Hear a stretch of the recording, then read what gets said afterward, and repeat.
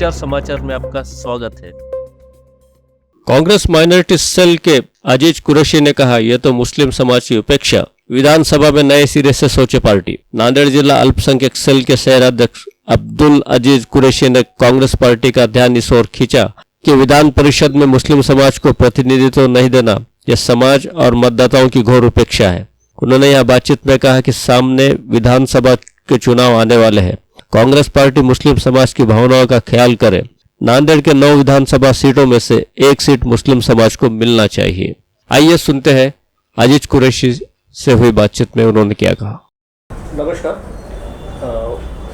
हमारे साथ है नांदेड़ जिला माइनॉरिटी सेल कांग्रेस के शहर अध्यक्ष जनाब अब्दुल अजीज कुरैशी साहब। माइनॉरिटी को लेकर इनका बहुत नांदेड़ ज़िले में काम है और माइनॉरिटी के लिए प्रयासरत रहते हैं हमेशा। नांदेड़ ज़िले से ऐसा चल रहा था कि मुस्लिम समाज को एमएलसी का प्रतिनिधित्व दिया जाएगा, टिकट दिया जाएगा। लोकसभा चुनाव संपन्न होने के बाद ही ये मांग उठनी शुरू हुई थी और इस मांग के बाद मुस्लिम समाज काफ़ी उत्साहित था कि उनको एमएलसी का प्रतिनिधित्व मिल रहा है। लेकिन आज जैसे कि एमएलसी की घोषणा हुई और वो टिकट हिंगोली ज़िले की ओर चला गया, तो उसको देखते हुए नांदेड़ के मुस्लिम समाज में काफ़ी निराशा का वातावरण दिखाई दे रहा है। तो इस विषय में हम अजीज कुरैशी साहब से बात करते हैं। सर, क्या लग रहा है आपको, निराशा है समाज में? बिल्कुल निराशा है। जैसे लोकसभा इलेक्शन लगे थे, अशोक राव बीजेपी में गए थे, तो मुसलमानों में ऐसा जोश था कि यहाँ पर कांग्रेस की सीट लाने के लिए, और सभी मिलके पूरे 100% वोट मुस्लिम समाज के यहाँ पर 2,40,000 है तो 2,38,000 कांग्रेस को वोट दिए गए और लोगों में जोश और खरोश था। भाई, हमने कुछ वोट की शक्ल में, हमारे कोई नेता के शक्ल में नांदेड़ के लिए नेतृत्व करने के लिए मुस्लिम मिलेंगे, ऐसा लग रहा था। तो नांदेड़ के जानिब से मुस्लिम लीडर्स ने भरपूर कोशिश की। दिल्ली गए, राहुल गांधी से मिले, वेणुगोपाल जी से मिले, मोहन प्रकाश जी से मिले, मुकुंद वासनिक से मिले। सबको ये रखे बात, नांदेड़ को नेतृत्व मुस्लिम को दीजिए। और यहाँ पर मुस्लिम समाज को अगर एमएलसी मिलती तो 9 विधानसभा में इसका प्रभाव पड़ता था और कांग्रेस को अच्छी मजबूती मिलती थी। पर मुस्लिम समाज को निराशा लगी। आज जो दिल्ली से जो लेटर आया उस पर नाराज़गी की लहर मुस्लिम समाज में दौड़ गई, क्योंकि नांदेड़ को हर टाइम की तरह कांग्रेस ने इस बार भी निराश रखी। पर उम्मीद है कि आगे चल के जो विधानसभा का जो टिकट है, 9 विधानसभा में से 1 टिकट मुस्लिम को देना चाहिए और मुसलमानों के उदासी को दूर करना चाहिए। मैं उम्मीद रखता हूँ महाराष्ट्र प्रदेश कांग्रेस से भी और हमारे राहुल गांधी, वेणुगोपाल जी से भी कि मुस्लिम नेतृत्व नांदेड़ में बढ़ेंगे, हमें उम्मीद है।